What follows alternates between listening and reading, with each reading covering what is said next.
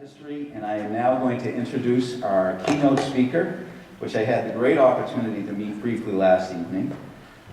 So it's with great enthusiasm that I have this opportunity to introduce Dr. William Hazelton.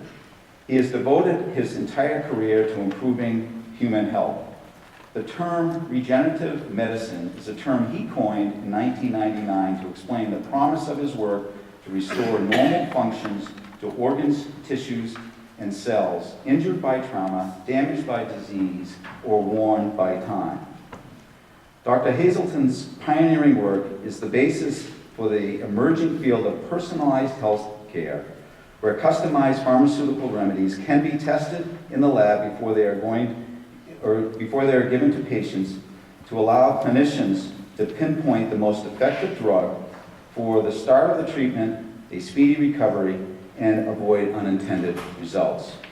Over the course of the last 4 decades, Dr. Hazelton founded and chaired 2 academic research departments at Harvard Medical School and the Harvard School of Public Health. He has pioneered work through cancer, HIV/AIDS, genomics.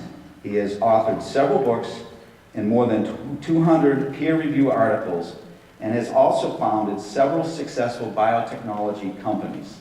Needless to say, an astonishing career.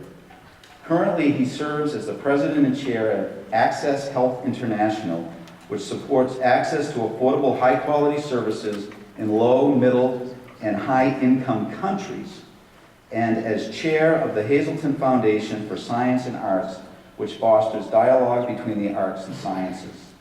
His recent book, Affordable Excellence, examines how Singapore has been able to achieve high-quality care at a very affordable rate. And it's with, I just have to digress for a second.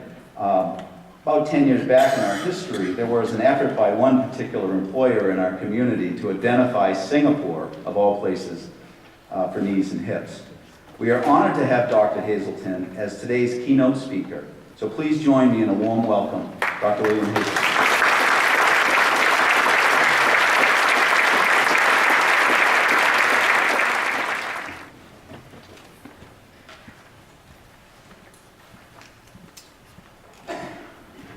Thank you for that very generous introduction.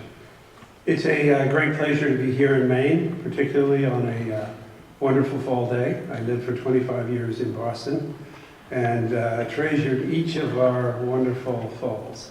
It's the best season that we have. I'm sure it's the best season you have. And it's certainly a great pleasure to be here, especially as the colors are just beginning to turn. It's also a pleasure to be here in this group that focuses on the important issues of bringing high-quality care at affordable prices to the people of this state.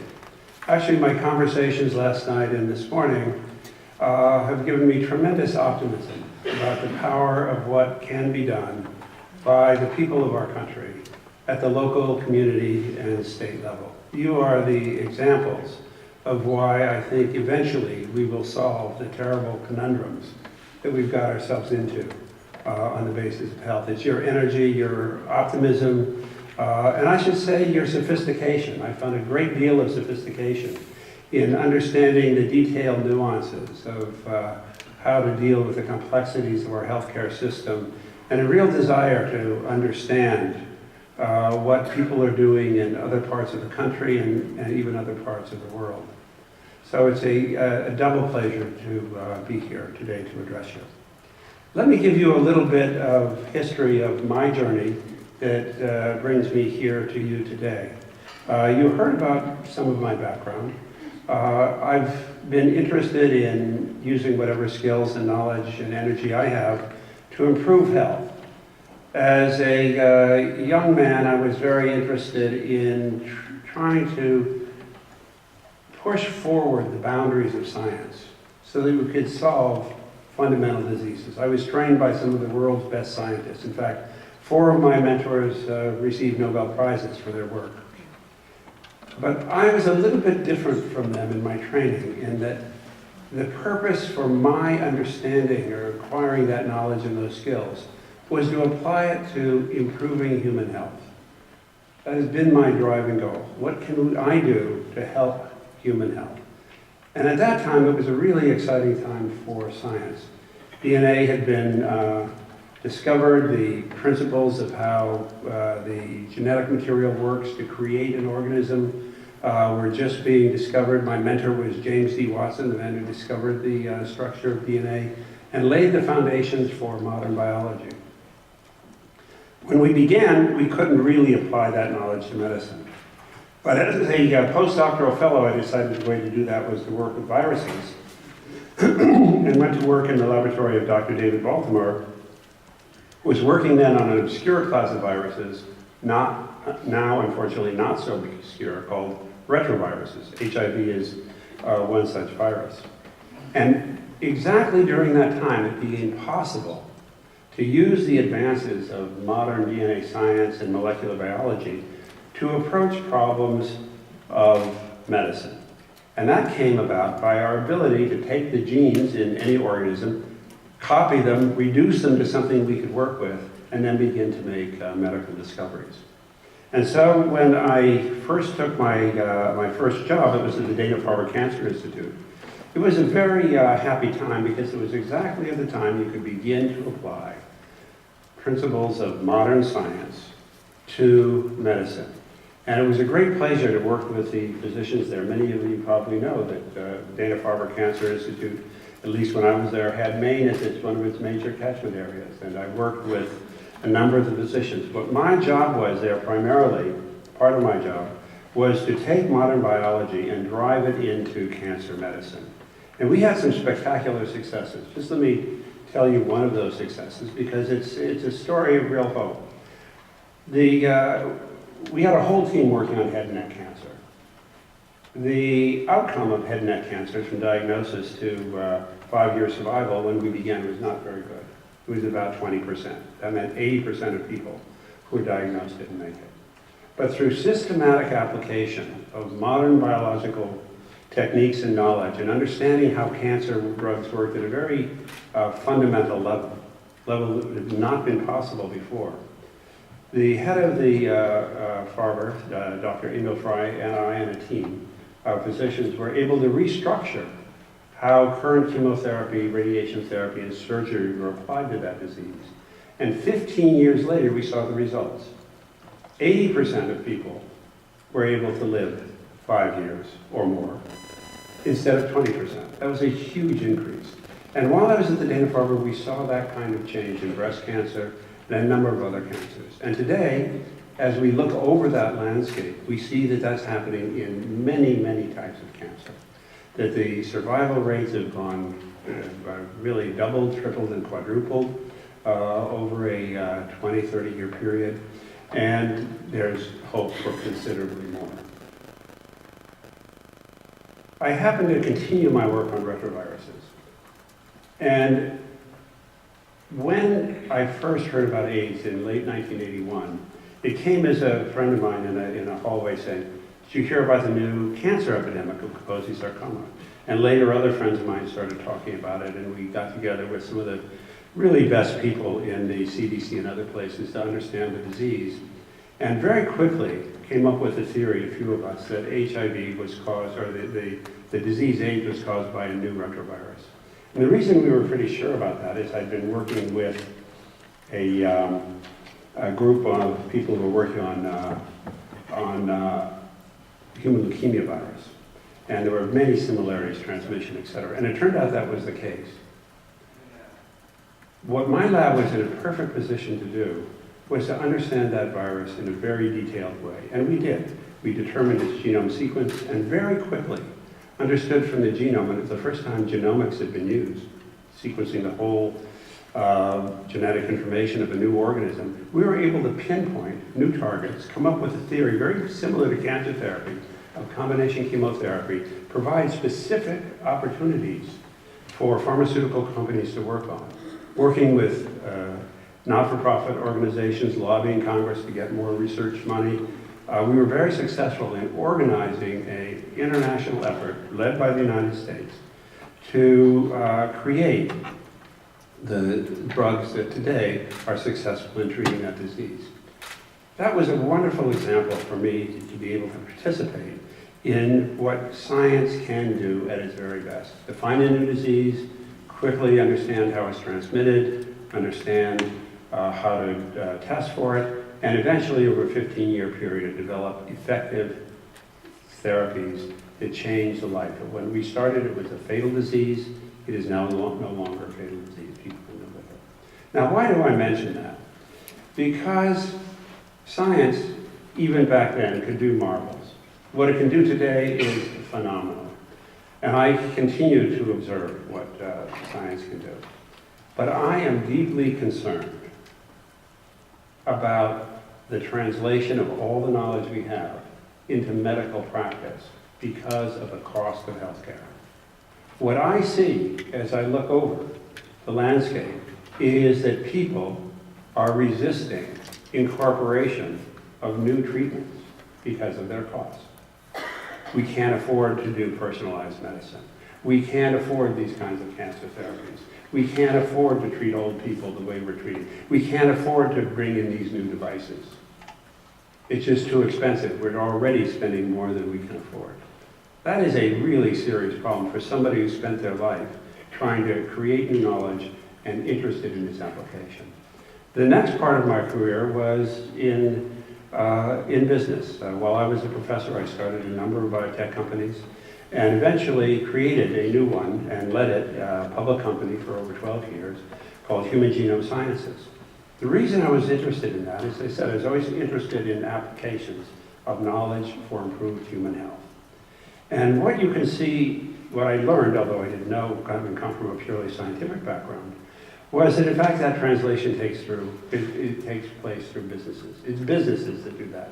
Academics create the knowledge, but it's very rarely, and academia is not really set up to create products. It's just not what they do. But that is what biotech companies, that is what pharmaceutical companies do. And I've had the great pleasure of founding now 10 biotechnology companies, becoming the CEO and leading one for 12 years. I'm happy to say, from a business perspective, that every one of those made money for its original investors. The most recent company was just sold for $3.5 billion.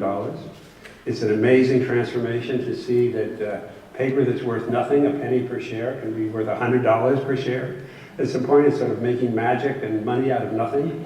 I tell you, as a scientist and not as a trained businessman, it's a remarkable thing, the power of our economy. But even that is under threat. First of all, you need a market for those products. If you're going to translate that knowledge, you need a market. Somebody has to buy them. And if nobody thinks they can afford it, it's a really chilling effect. I was just in Spain at a conference, and the pharmaceutical executives who are responsible, say Merck and Pfizer, responsible for the sales in Spain, are tearing their hair out. Last year, their sales dropped 20%, and they're dropping 20% this year too. How would you like to run a business like that? It is dreadful. And why? Because Spain can't afford it. They can't afford a lot of things, but they can't afford that either. And that's true across Europe. And it's going to be true here too if we don't get our stories straight. And that is another inhibition of how you translate this wonderful wealth of knowledge we have. Across the board, I mean, it's not just regenerative medicine, it's biomechanical prosthesis. All these applications of computer science, nanotechnology to our health. It's creating robots to do many things for us. There are a lot of things we can do to keep ourselves going, or if we have problems to repair ourselves. But we need markets for that, and for markets we need a healthy healthcare system, one that can afford these innovations. And you can show that many of these innovations save money over the long run, but it's the short run that counts, and you don't want to spend money on it. And so I can say, both as a scientist and as a businessman, I have grown increasingly concerned about the problems of our healthcare system. There was a recent report that came out in January of this year by the National Research Council and the Institute of Medicine. United States Health in International Perspective. Well, first of all, that's a nice report. It's a good thing that they finally have begun to do that. It's one of the first such reports. We are familiar with a lot of statistics about how we fare versus other countries, but to really look at it in detail, But the subtitle was a very damning subtitle. And the abstract was even worse. The conclusion is, if you take all the OECD countries, the wealthy countries of the world, of which we are definitely one, we perform worse in every category, every single category, at every single age. And the gap between us and our neighbors is widening. And it's not a competitive issue, it's a human issue. It's a toll in lost lives, in shorter lives, in children and mothers who die at childbirth, in children who die under the age of 5, at young adult men and women who die and have much shorter lives than they should, and of older people who have shorter lives than they should. In fact, we are so far down the tables on almost any measure, including, for example, infant mortality, that you can't even see the bottom of the OECD from where we are. Not to cast aspersions on the Dominican Republic, but we are just about at the level of the Dominican Republic in our total health care outcomes. And that isn't because we don't spend money. We spend a lot of money. We spend 3 times more than most of our countries, twice as much as most of our neighboring countries, the developed countries, and 3 times, and sometimes 4 times as much as others. And that motivated me to create a foundation called Access Health International. The goal of Access Health is to look around the world for best examples. It started to look at specific processes that were in place in other countries to see if we could bring them here. I knew that there were some processes that were remarkably efficient in other countries that I wondered why we couldn't do them here. And there are 2 examples I will give you that were my starting points. The first is eye care. There's some famous examples in India, South India, of efficient eye care services. And I visited some of those hospitals. I got to know the people, and I got to know some of the people who had helped build those organizations. Let me just give you a couple of the high points. Together, these organizations, some are for-profit, most are not-for-profit, do 1 million cataract operations a year for the Indian population. The average cost of the cataract operation, including surgeon's time, hospital time, and materials, is $30, the real cost. And that's not because, if you were to take that measure, it's at least 10 times cheaper, even when you add, and you take sort of the McDonald's price, or whatever price you want to take as an international index, it's a lot cheaper. And I looked at those processes. You look at the outcomes, you look at infection rates, you look at the quality of the outcome, and it's better than most of our services. They do it at low cost, at better quality. So I was there with surgeons from Johns Hopkins who were learning and observing what they were doing at one point. And they were saying, pity the poor guy who gets me as a surgeon because I'm not as good as these Indians. These guys are doing 50, 60 surgeries a day.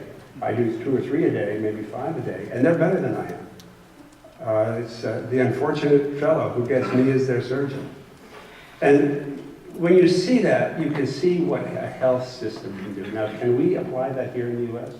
No doubt we can. There are some places in Florida that are doing it, in fact. They're not charging $30, but they're charging a lot less. Those are processes we can do.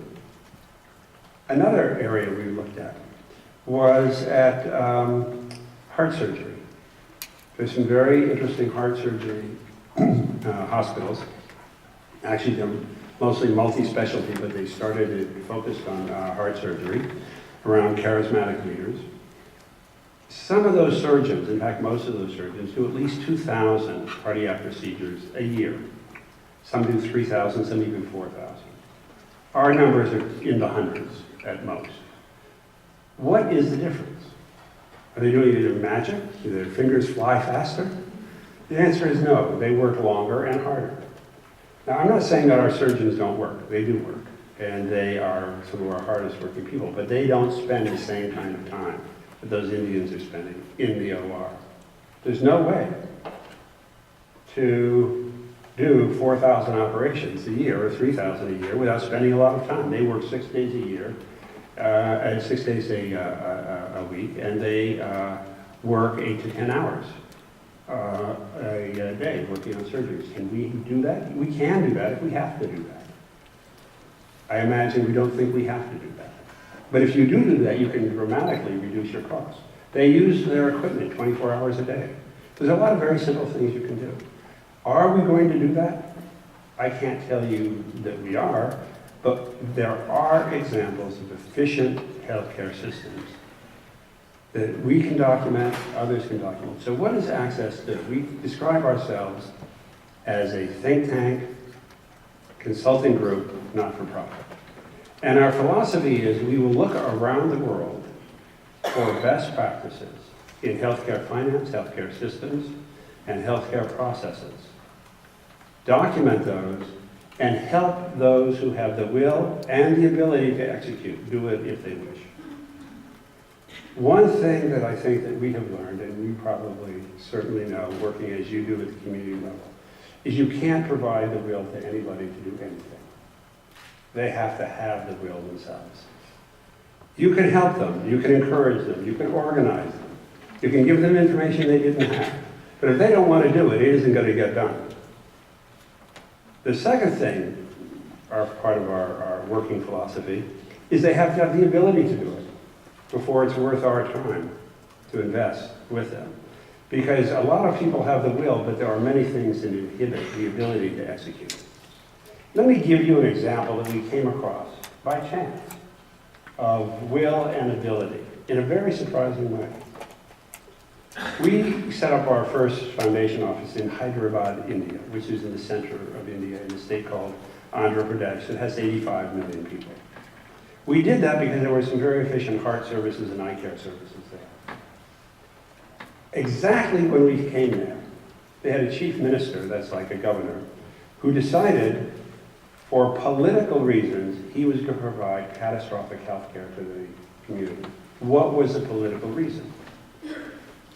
There were a lot of suicides of farmers in that region because they went bankrupt because of catastrophic health events. And it wasn't just a few farmers, it was hundreds of farmers. And that was a political problem.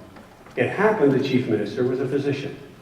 And it was unlikely he would be reelected if he didn't address that issue. What he did is he said, okay, we know we're very sophisticated. They have some of the highest IT standards in the world there. The General Motors, for example, runs on Hyderabad IT, as do many of our banks and other services. So they're not unsophisticated. India is a very complicated, it's like a microcosm of the world.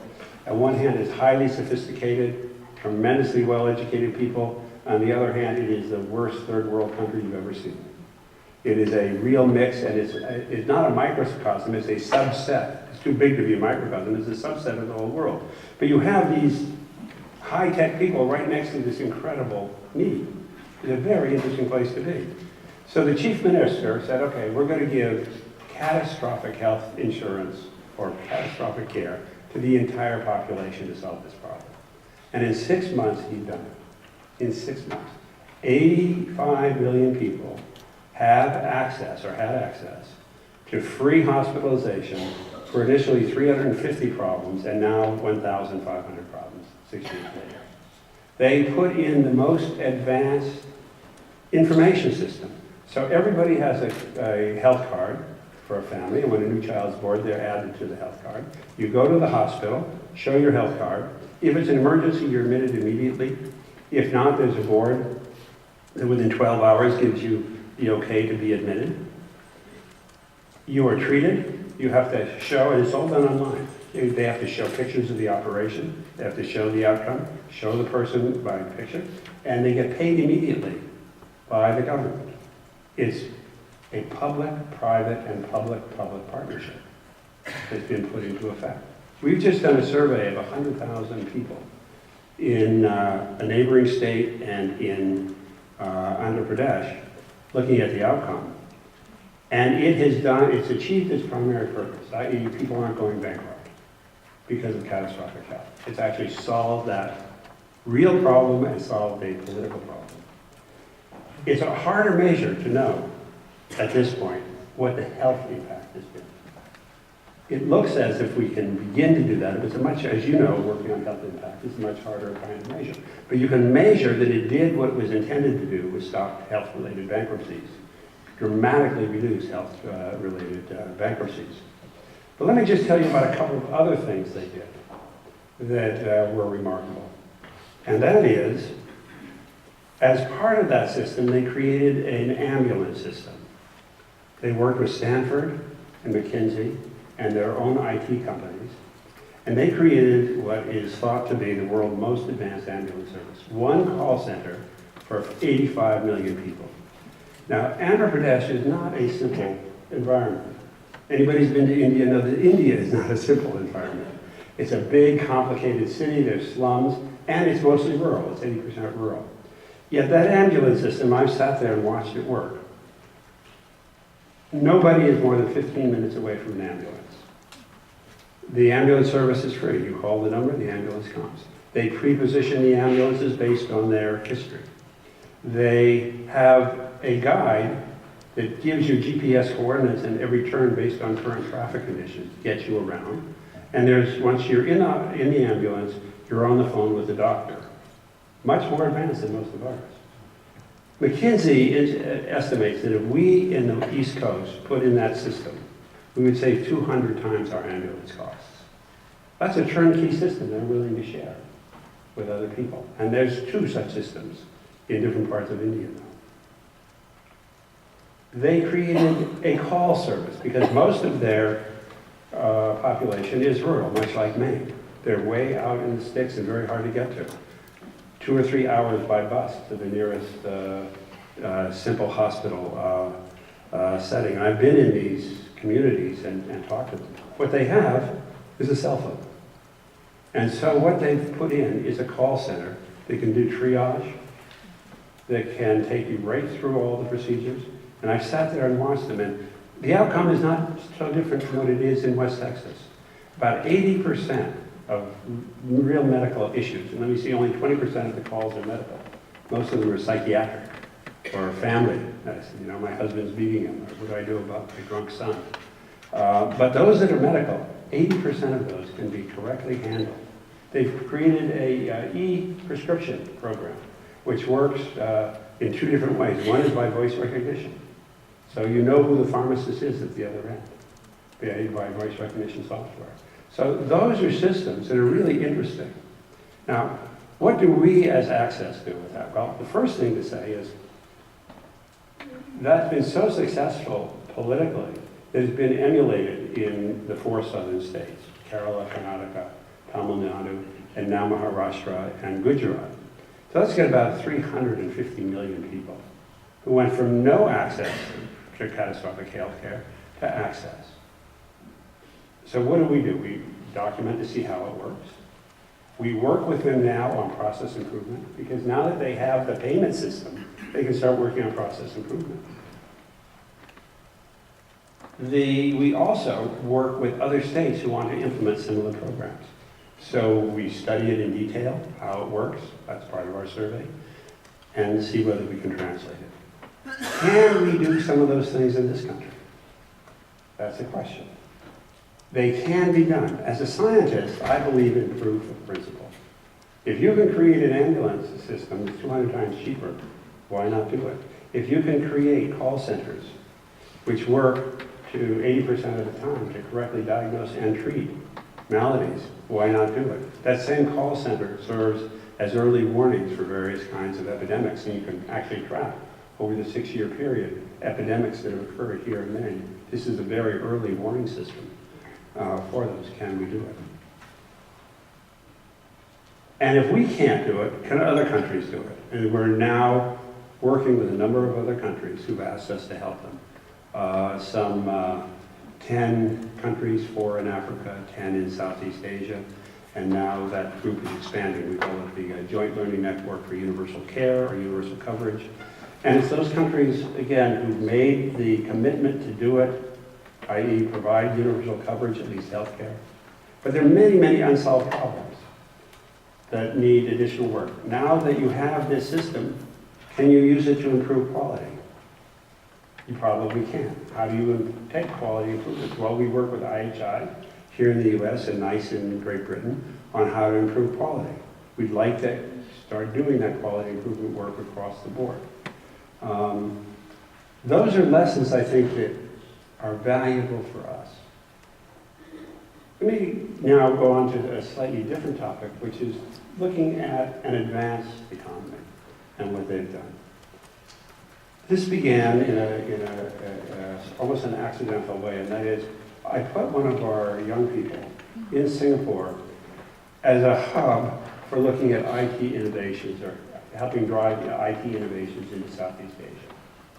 But while I was there and attending some meetings, I had the opportunity to listen to people who had been the architects of the current Singapore healthcare system, particularly the then Minister of Health, who as a young man in 1983 was one of the key drafters for the current healthcare proposal.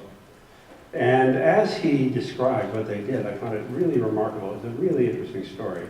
And I asked him if anybody had written about it, and except for a few academic studies, nobody really had. They said, well, would you think about a book on it? Yes, we'd be very interested in the book. And the result of that is this book, Affordable Excellence. I tried to get somebody else to write it. I couldn't. So they helped me find a researcher, and I wrote it myself. It is a truly remarkable story. First of all, I'll give you some numbers. The government spends 1% of GDP on health.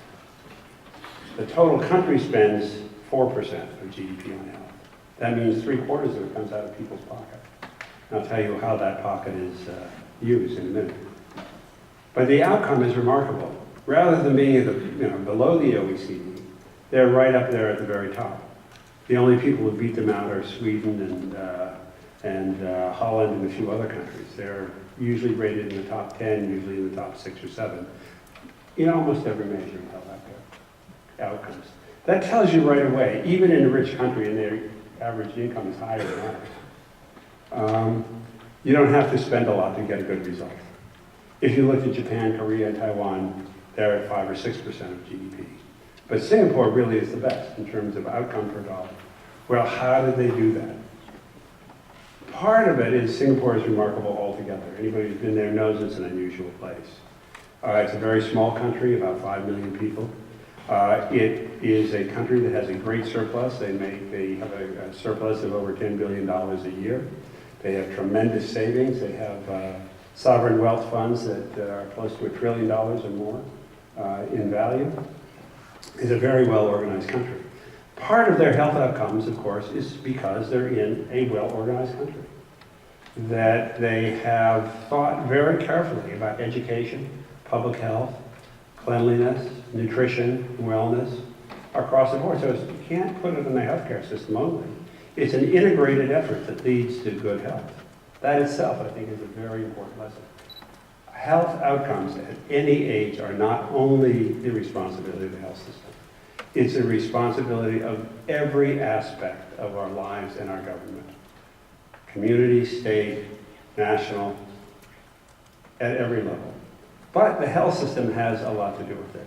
When they were a poor country, and they were pretty poor, they focused on maternal child health, on vaccines, on sanitation. When they got wealthier, they began to think very critically about what kind of healthcare system they wanted. They looked at the US, they didn't want what we had. They looked at UK and France, and they didn't want that. They said, if you give things to people for free, they will abuse it. It's going to eventually abuse it, and their leader, Lee Kuan Yew, gave very specific examples of when he was in England as a young man, how he himself felt he was abusing that system in the early days, and saw it could be a catastrophe for them. So he put in a very interesting system, and that is one which shares individual responsibility with collective responsibility. And that's a fundamental issue that different countries approach in different ways. To what extent is health an individual issue, and to what extent is it a collective issue? In Singapore, the first and primary emphasis of this new plan was on the individual. That the first dollar, second dollar should be paid by the individual, if they can pay it. If they can't, then you do something for them. And you structure it in such a way so that there's subsidies and adjustments based on income. how do they make sure that people had money to pay? Well, they had a system that they inherited from the British called the Central Provident Fund, which is like a mandatory 401k. So that you had to save, whether you were self-employed or whether you were your employer. And today it's 36% of your salary. So you save 20% from your own salary, and the business kicks in 16%. And they invest that for you. But it's your money, it's not a tax. It's like your 401k. And you can use it for three things. First, you can use it for retirement, which is what it was originally designed for. Then for housing, for your down payment and for your mortgages. And by the way, that's led to 85% home ownership in Singapore. And then starting 83 on for your health. And that's where the 3/4 of the healthcare dollars come from that fund. Now, it then became, and it's called a Medi-Save account. By the way, it's one of the sources of sovereign wealth. It's a huge source of income because it's a huge savings for the country, and the country invests that. You have your own account, you know how much money you have, but it's pooled and then invested. And you actually get a slightly higher than market return. The next thing they put in was something called Medi-Shield, and we call that catastrophic health insurance. So if you do have catastrophic health, you get insured. And to give you an idea of how much that costs, if you average over the entire population, it's 2% of our insurance costs. They pay 2% as compared to the US in terms of insurance. We are way, way overpaying for our insurance. Now, hopefully, under the new Affordable Care Act, that'll come down. But we are paying a lot for what we get. And then, as part of the collective responsibility, they have put in a series of subsidies into their public hospitals. So that you can choose, say, level C, which is a ward kind of treatment. You get the same doctors, same medications, but you don't have the same amenities, and that's heavily subsidized. But if you want, you can buy higher insurance, or you can pay personally and get more amenities. You can have a private room, etc. And that is less subsidized. So they put in a very interesting system. It's also a system which allows for private enterprise. 80% of the docs are private. And there's 20% of the system which is public, which is totally private of the hospitals. They insist on transparency of cost and outcome, so that individuals and payers understand what the costs are and what the outcomes are. And I would say that has been a key, because they believe that competition can keep prices down. And even the private hospitals have to publish their prices as well. And that keeps the private hospitals' costs down. And in order to increase competition even further recently, they allowed Singapore dollars to be used for hospitals, usually Singapore-owned hospitals, in Malaysia. So that's an interesting philosophy, that you insist on price and outcomes transparency, something I know that you are very much doing, and I would encourage you to keep it up, because that is the only basis for free and fair competition. And it's worked extremely well in Singapore, and if you're interested in areas where it's really worked to keep costs down, that's one area. It isn't that the doctors are poorly paid. They're the highest paid professionals in the country, but they manage to keep their costs down. Now, what are they looking forward to? They're a small country. Think of them as an Israel-sized country in a very dangerous neighborhood. They have Malaysia and Indonesia, big, powerful, poor countries as their neighbors, not to mention the other countries of Southeast Asia. They believe, a strong military, and they have it. They need a strong economy, and they're focused, like the Israelis, on survival. Small group in a hostile neighborhood. And healthcare costs must be contained. Yet they, like most countries, have an age wave problem. They are slipping down that dependency curve. They started at about 8 to 9, and they're now down to 3.5, and they're going to 2 within the foreseeable future. What are they going to do? Well, they built a marvelous system, much like what we've done, which is tertiary hospitals, tertiary hospital care. Yet they know that isn't their future.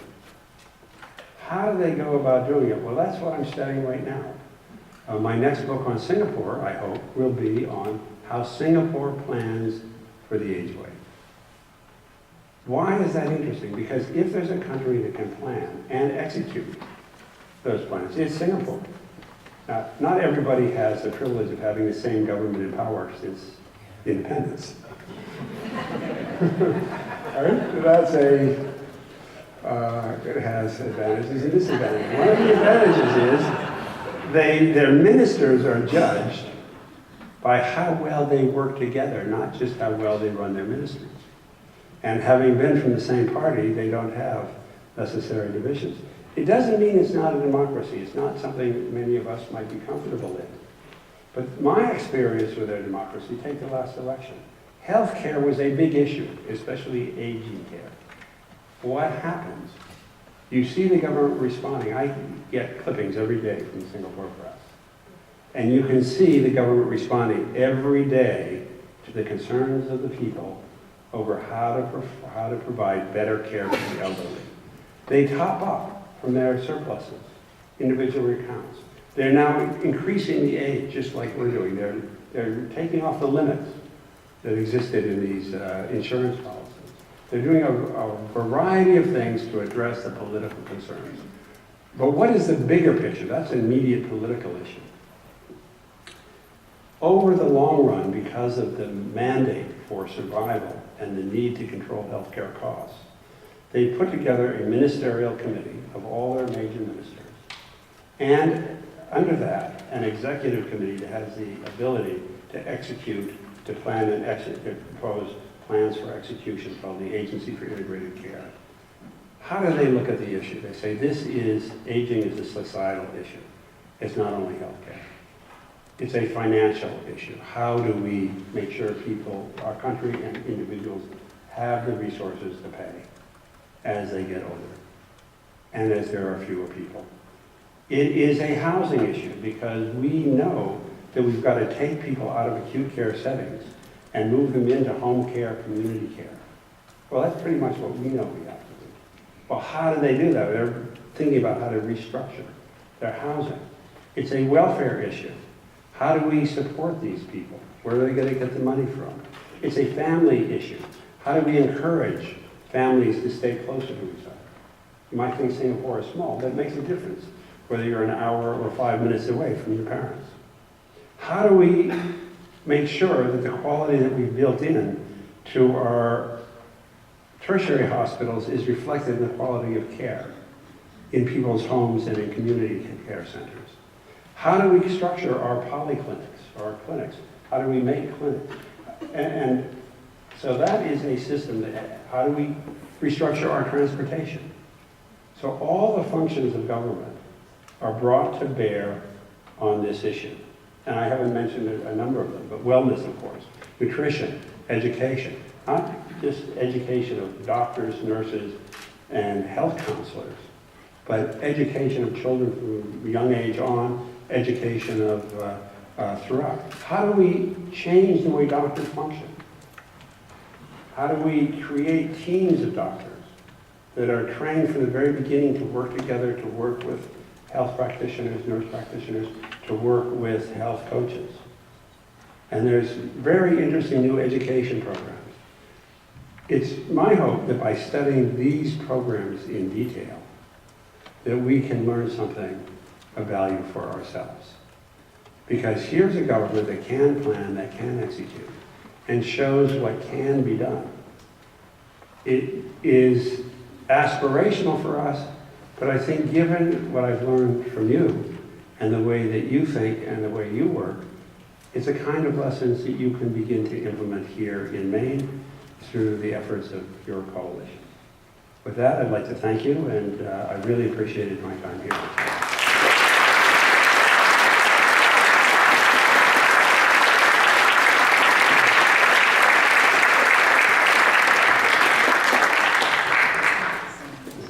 I'm now the unofficial self-elected president of the Hazeltine Fan Club in Maine. So if anyone wants to join, just see me.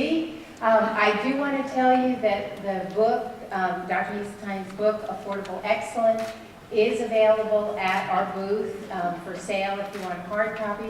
But if you don't want a hard copy and you'd like to put it on your Kindle or other electronic equipment, it's available free through Amazon and Barnes & Noble. So please take a look at this. We have a wonderful opportunity now with the State Innovation Model Award to perhaps implement some of these things to allow more people to get even better health care here in the state of Maine. And I thank you so much for coming.